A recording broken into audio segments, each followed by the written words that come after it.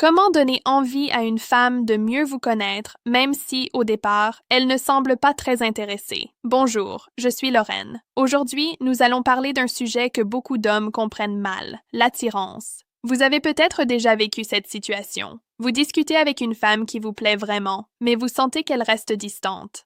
Alors, vous essayez d'être gentil, attentionné et disponible. Pourtant, plus vous faites d'efforts, plus elle semble s'éloigner.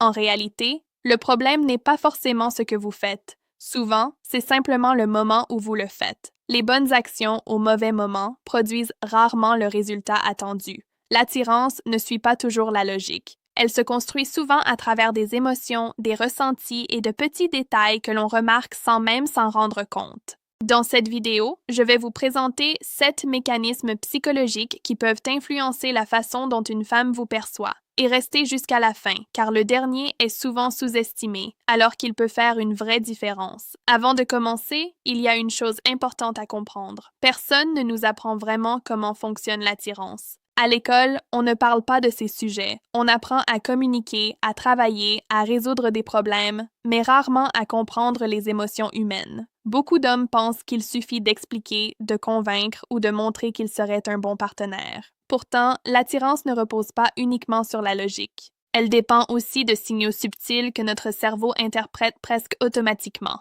Les recherches en psychologie de l'évolution montrent que notre cerveau utilise souvent des raccourcis pour évaluer les personnes que nous rencontrons. Ces réactions sont rapides et, la plupart du temps, inconscientes. Quand vous comprenez ces mécanismes, vous cessez de courir après l'attention des autres. Vous devenez plus naturel, plus détendu, et cette attitude peut rendre vos échanges beaucoup plus agréables. Commençons par le premier point, la présence masculine. Il ne s'agit pas d'avoir un physique parfait ou des muscles impressionnants. Ce qui compte avant tout, c'est l'énergie que vous dégagez. Quand vous entrez dans une pièce, comment vous comportez-vous? Est-ce que vous avancez avec calme et assurance ou cherchez-vous immédiatement l'approbation des autres? Les femmes remarquent souvent ce genre de détails en quelques secondes. Un homme qui marche tranquillement, qui ne se précipite pas, qui garde une posture ouverte et qui ne cherche pas constamment à être validé inspire naturellement plus de confiance. Sa présence parle pour lui, sans qu'il ait besoin d'en faire trop. Imaginez que vous êtes dans un café ou lors d'une soirée. Au lieu de regarder partout avec nervosité, vous prenez le temps d'observer votre environnement. Vos épaules restent détendues, votre respiration est calme et vous semblez parfaitement à l'aise. Ce simple changement peut transformer la manière dont les autres vous perçoivent. Son attention change naturellement, non pas parce que vous en faites plus, mais parce que vous êtes plus sûr de vous et plus à l'aise.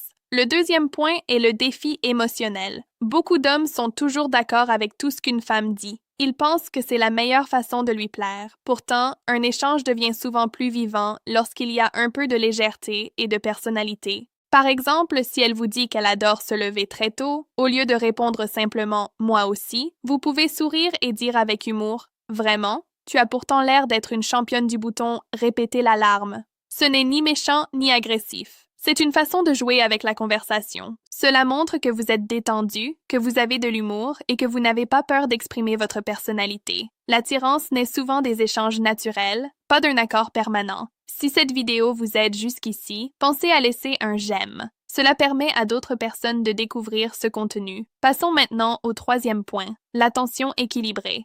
C'est ici que beaucoup d'hommes commettent une erreur. Ils donnent toute leur attention dès le début. Ils répondent immédiatement à chaque message, annulent leurs propres projets et sont disponibles à tout moment. Pourtant, une personne qui a une vie riche et équilibrée n'est pas disponible en permanence. Avoir des passions, des objectifs, des amis et des projets rend votre vie plus intéressante. Vous ne faites plus tourner votre monde autour d'une seule personne. Et cette indépendance suscite souvent davantage de curiosité. Il ne s'agit pas de jouer un rôle ou de créer un faux manque. Il s'agit simplement de garder un bon équilibre entre votre vie et votre relation avec l'autre. Le quatrième point est l'écoute attentive. Écouter ne consiste pas seulement à entendre les mots, c'est aussi retenir les petits détails importants. Si une femme vous parle d'une fleur qu'elle aime ou d'un endroit qu'elle rêve de visiter et que vous vous en souvenez quelques jours plus tard, cela montre que vous étiez vraiment présent pendant la conversation. Imaginez qu'elle vous dise qu'elle adore les orchidées.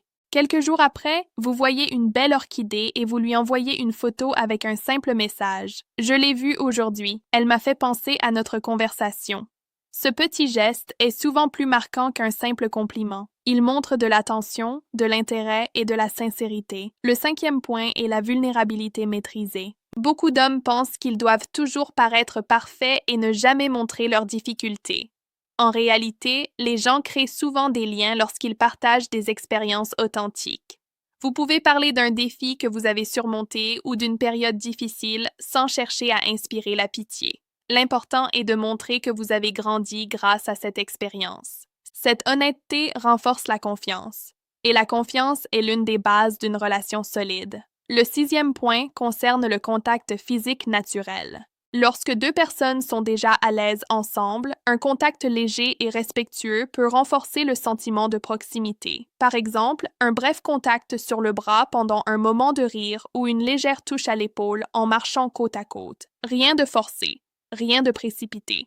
Le plus important est que ce geste soit naturel, bienvenu et respecte toujours les limites de l'autre personne. Ces petits moments peuvent contribuer à créer une sensation de confort et de complicité. Enfin, voici le 7e point, garder une part de surprise. Nous apprécions souvent les personnes qui ne sont pas totalement prévisibles. Cela ne signifie pas être instable ou envoyer des signaux contradictoires. Cela veut simplement dire que vous avez votre propre rythme et votre propre vie. Parfois, c'est vous qui prenez l'initiative d'écrire. D'autres fois, vous êtes occupé par vos projets. Vous restez authentique sans chercher à contrôler la situation. Cette spontanéité rend souvent les échanges plus intéressants. Vous connaissez maintenant plusieurs principes qui peuvent améliorer votre manière de communiquer et de créer une connexion avec les autres. Ne cherchez pas à manipuler ou à jouer un rôle. Restez respectueux, sincère et confiant. Vous n'avez pas besoin d'être parfait. Vous avez simplement besoin d'être vous-même, avec plus de calme, de confiance et d'équilibre.